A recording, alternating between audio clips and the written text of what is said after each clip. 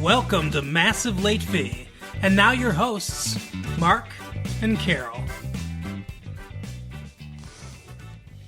Well, hello everyone. Welcome back to Massive Late Fee. My name is Mark.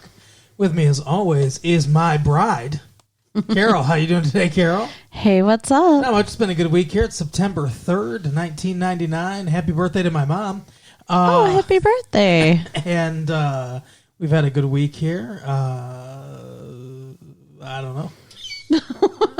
We're both exhausted because we went to the Renaissance Festival. Yes, we did. We went to the Renaissance Festival. We saw the Dead Bob show. Mm-hmm.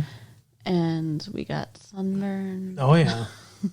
Got a lot of sun. Got a lot of fun. It was very fun. Got a Scotch egg. The bestest.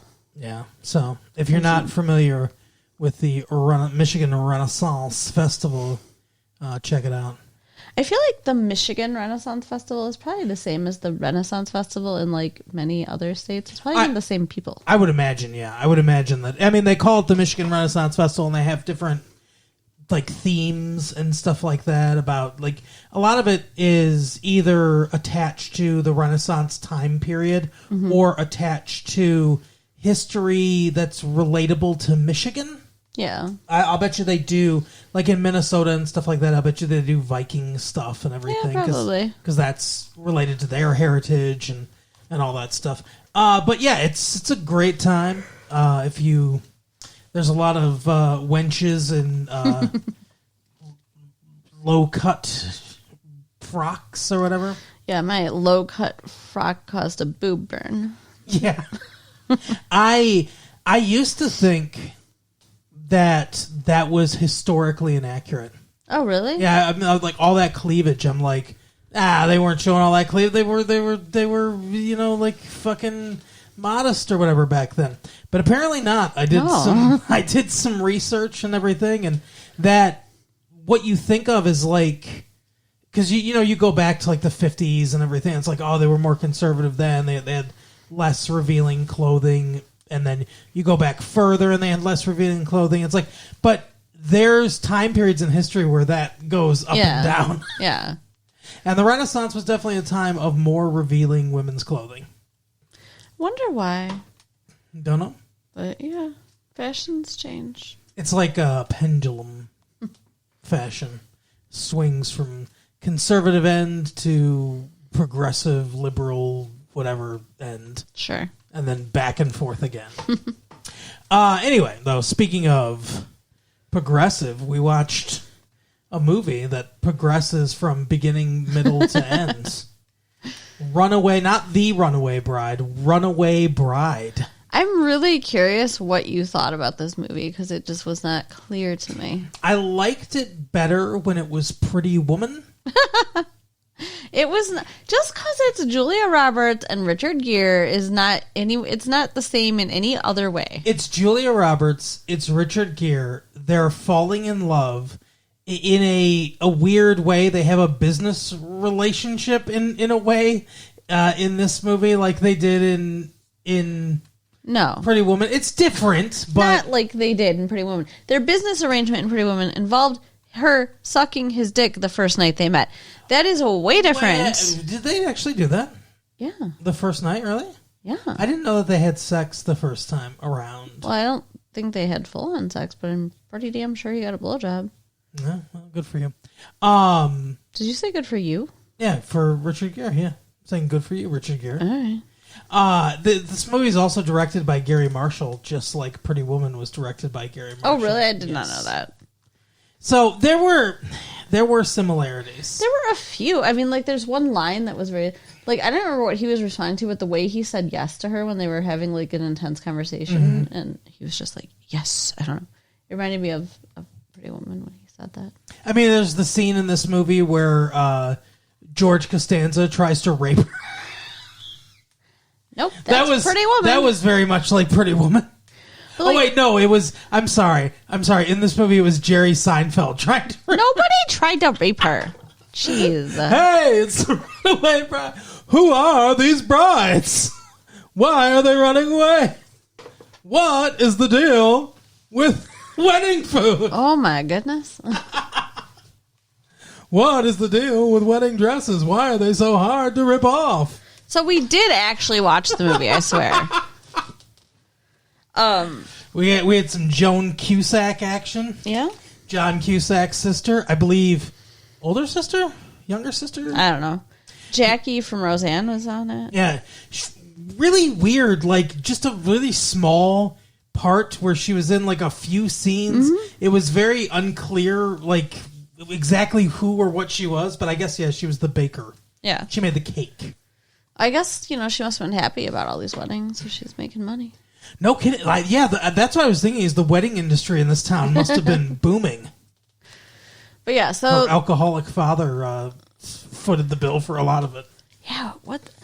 I don't get that. Like, okay, so... That's a storyline that's never really... Fleshed out, yeah. Or ended. Yeah. It's left kind of open-ended, but...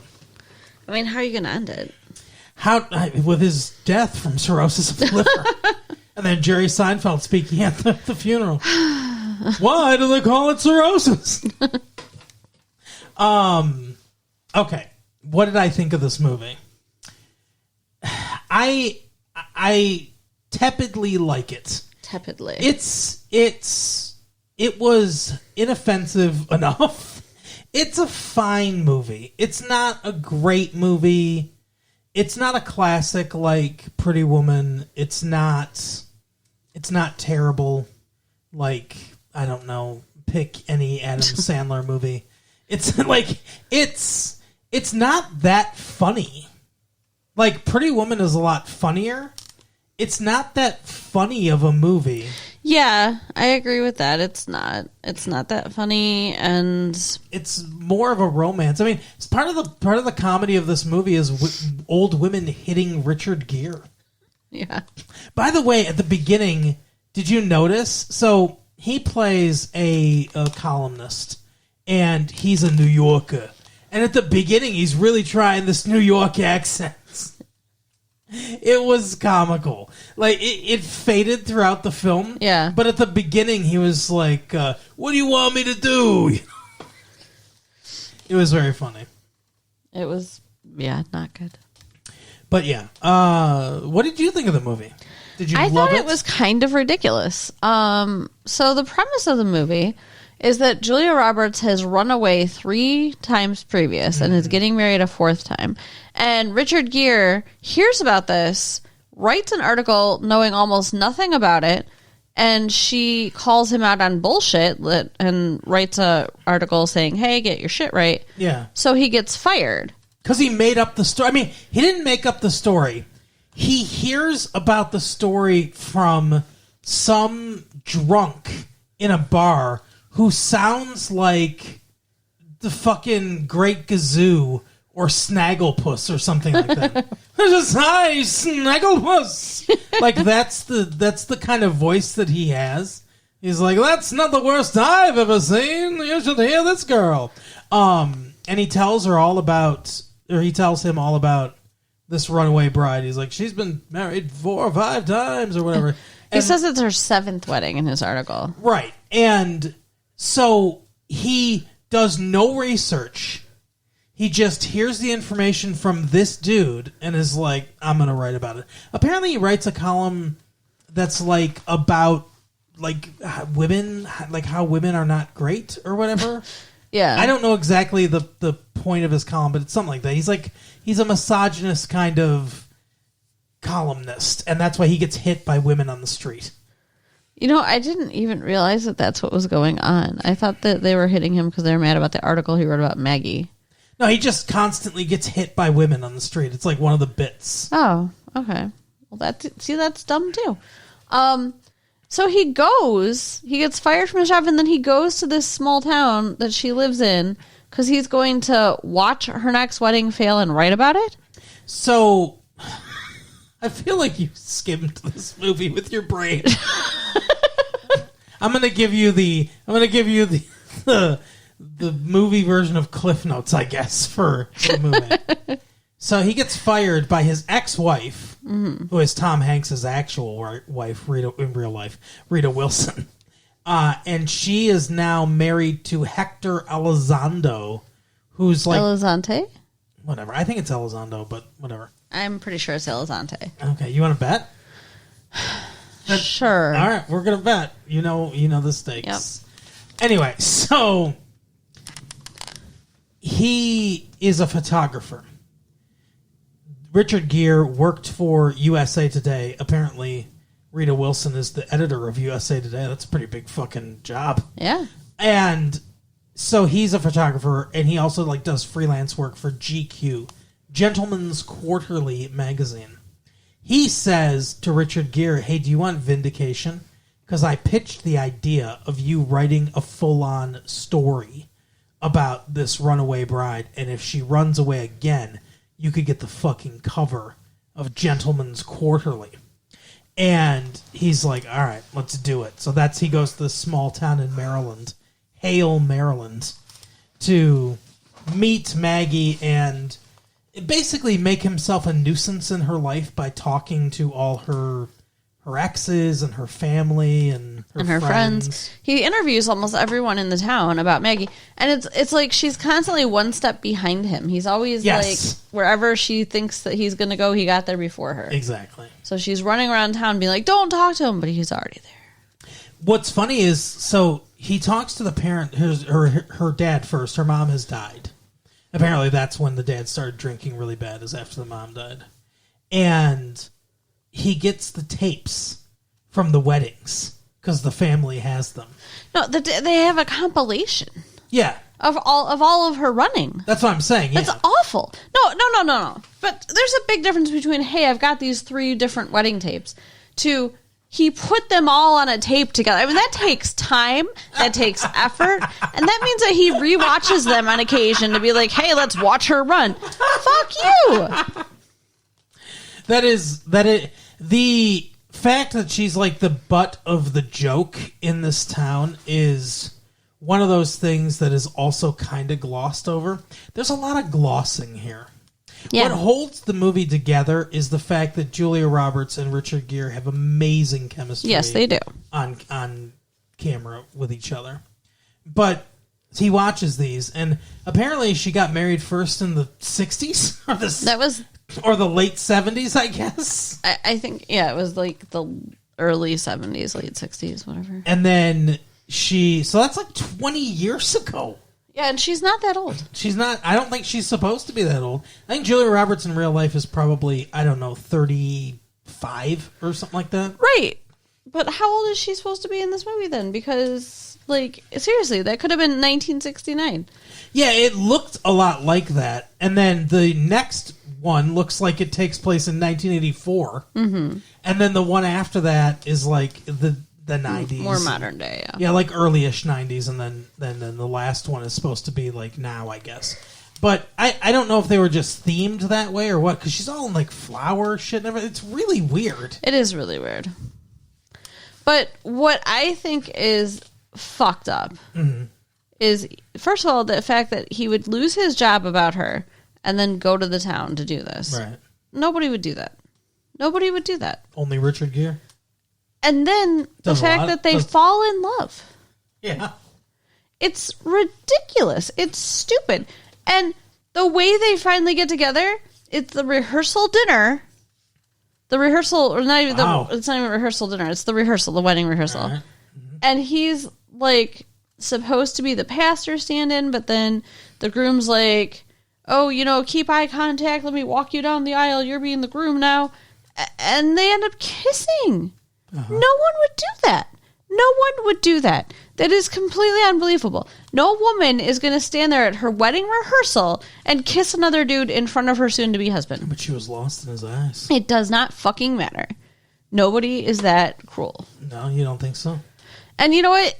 She is a fucking man-eater. They played the song Man-Eater and it's like the whole joke. You know what? Fuck you. You kissed another man in front of the guy you're about to marry? Yeah. Awful. Broke Christopher Maloney's heart. Awful. He's the coach of the local football team, which is why he does all the sports metaphor stuff. Yeah. That's one of the things that's supposed to be a joke, I guess. It's like, be the ball, whatever. Instead of being the ball, she's being the bell. Yeah, that wasn't funny. No. Like, I like Joan Cusack, but not like that. She couldn't do anything with that line. There are it's very hard for me to think of things I like about this movie. It wasn't terrible watching it, truly. No. It was kind of enjoyable. But like you said, I think it's only their chemistry because the story is stupid. It's the kind of movie that puts like a spell over you while you're watching it. Yeah. The only problem is the story, like everything else about it is so bad that the spell only kind of works. Right. If this was a little bit better of a movie. I mean, like, the technical parts of it are fine. Like, Gary Marshall's a good... Like, Gary Marshall, I wouldn't even say good. Gary Marshall is a serviceable director. He's not a fucking David Lynch or Alfred Hitchcock or anything like that. Like, the dude's not, like... I think even he would admit he's not an awesome director. Okay. Gary Marshall comes from TV, Happy Days, Laverne and Shirley, that kind of shit, right? He's good at framing things.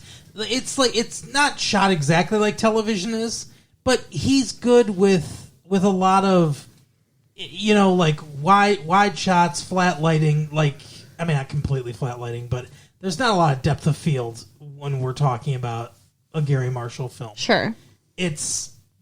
He's, like I said, he's serviceable. He's a serviceable director, but you're never going to look at a Gary Marshall film and be like, "Oh wow, look at what he's done with shading here." Yeah, it's not a piece of art. No, so which is fine. That's fine. But if that's going to be the case, then the script's really got to shine. Like Pretty Woman, you know, I hate to keep comparing it to Pretty Woman, but I think it's an apt comparison.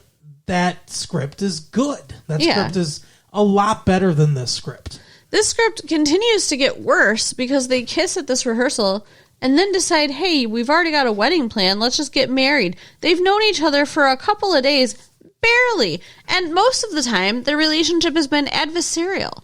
Yet now they're going to get married. And then when she runs away, because yes, she does, again, and she comes back and apologizes, they get married. What? Yeah. What? Well, do they get married? Yes, that was not a fantasy. I guess not, because then everyone starts like talking about it and everything, and they're like, "Oh, she got married. She did it." Maggie or whatever her name is. Yeah. What's her name? Maggie. Okay. Because the reason I asked if it was a fantasy is because she imagined like a wedding or something like that before, and like it was on the horses and shit and everything, and like they were riding together and all that stuff. She told him what kind of wedding she would want if it was like just for her, just what she wants, and that's what he made happen for her. Yeah, and that's why I thought maybe it was a fantasy, because they intercut that with them dancing on the balcony, and it's like, is that really happening, or is she thinking about that while they're dancing?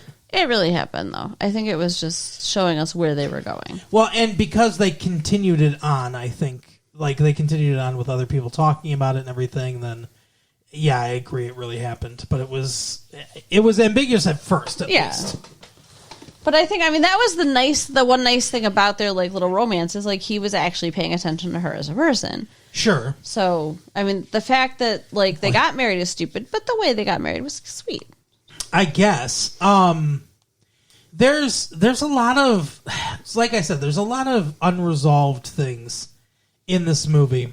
They go to a baseball game, and it's like, I don't know exactly what it is. Joan Cusack's husband, Flem, or whatever, Fleming is his name, but he has a radio show called Flem in the Morning, which is a hilarious joke. No. He is playing baseball against, I guess, maybe another station or something. I don't know. But they're all there, like, cheering him on and everything, and Richard Gere shows up, and she goes down, Julia Roberts leaves to go down to the field, and the guy that's Joan Cusack's husband, like, steals third base, and then he scores on a hit, sacrifice fly or a hit or something like that, but he scores a run, and Maggie's like all fucking cheering with him and stuff like that, and they're doing this like dance together and everything. Well, they chest bump, which is inappropriate. And so Richard Gere like looks at Joan Cusack and she's like obviously not happy about it. And he's like, like, what's that all about or whatever? And she's like, oh, they dated before in high school and, they're just like friends and they're really friendly and everything. And then like after all this happens, like Joan Cusack leaves and Julia Roberts is like, what the fuck you do to her? And he's like, yeah, it was you. And he basically says like, people don't like that shit. So then they have one conversation about it where she's like, do you think I flirt with him? And she goes, yeah. And she's like, I think like you're just one of those people that's like super charismatic and like you just spread it all around and it gets like it drips on everyone and all this shit. And she's like, I don't know, it's like something she discovers about herself, I guess. And Joan Cusack's like, well, maybe now that you know that you do it and that it hurts people's feelings, like, you can make some changes or whatever. But that never gets like fully resolved either. That's just like one. I mean, I guess that's the resolution to it. Is the whole point of that is that she's discovering he's like a conduit to her discovering herself.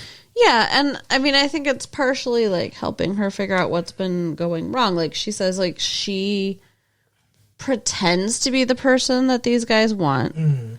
Part of that, I think, is being the giant flirt and stuff. She's realizing like what she's putting out there isn't her. Yeah, and that's emblematic of, or it's represented by how she likes her eggs. Yeah, which I guess is that suggestive?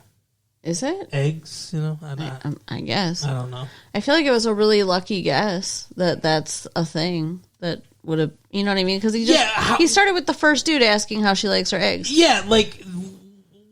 Where does that come from? Yeah. Like, I agree. Because the first guy they talk to is Donald Logue, who's from Blade, the guy that was one of the fucking minions in Blade or whatever. He's a priest now. He's a Catholic priest now, but they were dating before, and they were going to get married before.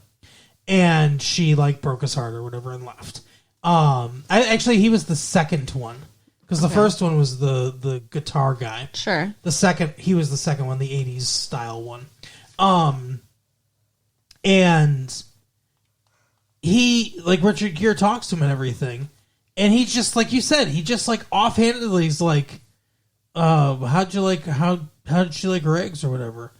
And Julia Roberts like, who's gonna remember that? And he goes, oh, she liked them scrambled with a little bit of cilantro. Just like me. Mm-hmm. Which, I guess from that point on, you could ask the question to the three other ones to figure out, but like... Why'd you ask him? How did he know? How did he know? Yeah, exactly. So then, one of the montages of her, like, finding herself is figuring out how she likes her eggs. Eggs Benedict, apparently. Fancy. She likes yeah, that makes sense. She likes eggs Benedict, but she says she hates all the other kinds of eggs.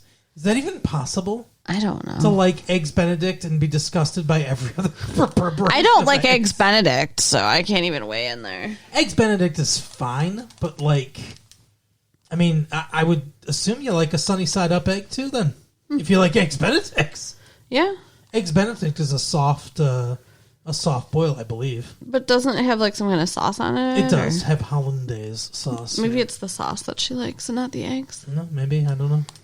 Maybe she doesn't like eggs at all. That would have been better. She would have been like, you know what? I like Fruit Loops. And then she looked right at the camera and was like, Fruit Loops is the cereal for Julia Roberts. Right. That's what she puts in her big mouth. She really does have a giant She mouth. does. She does, but she's still pretty. Whatever. Yeah, she is a pretty woman for sure. Did you like anything about the movie? Like I said, their chemistry. Yeah. There's a montage of them playing slapjacks, which is fun. But I mean, overall, no. I thought the premise is stupid, and it was really hard for me to get into. Yeah, I didn't. There was a reason. Like, this movie's been out for, I don't know, like few weeks. 6 weeks or something like that. There's a reason that I think we waited till now to watch it. It was kind of a slow week, Yeah. and there wasn't a lot else that we saw at the theater. We were like, okay, cool. So we went and saw this, but I mean, I didn't have high expectations. I wasn't super looking forward to it. It looked a lot like Pretty Woman Part 2. But it's not. I mean, it's not. It would have been better, honestly, if it was. Yeah, I guess that's true. They always equate Pretty Woman to Cinderella. Yeah. What do you think? Which fairy tale is this most like? Princess and the Frog. Oh, okay. There you go. Because he's a frog that turns into a prince. Because she's got to kiss a bunch of frogs till she gets the Oh, prince. that's good. That's very good. Thank you. I didn't even think about that. And it's all about knowing yourself. Yeah. And knowing that, you like making out with frogs. Sure. Oh, wow, these frogs. I don't know why that voice makes me laugh so much, but it does. I'm glad, honey. I guess that's it. Yeah, I don't have anything else to say about it. I would not waste your time. No, I don't even think you need to see it on video, honestly. I mean, you don't need to. If you really are a big fan of Julia Roberts and or Richard Gere, they do well in the movie. Sure. And it's not entirely unpleasant to watch, even though it's stupid. So. Yeah, while you're watching it, it's like I said, it's one of those movies that while you're watching it, it seems fine. And then afterwards, when you talk about it or you think about it, you're like, huh. Yeah, what the fuck was that? That was not great. No. But that is the episode for the week. Carol, tell people where they can run away to be a bride. You can write us at latefee1994 at AOL.com. Mm-hmm. Check out our website at www.retrolatefee.com. Yep. And share the tapes with your friends. All right, we'll see you next time. Bye. Bye.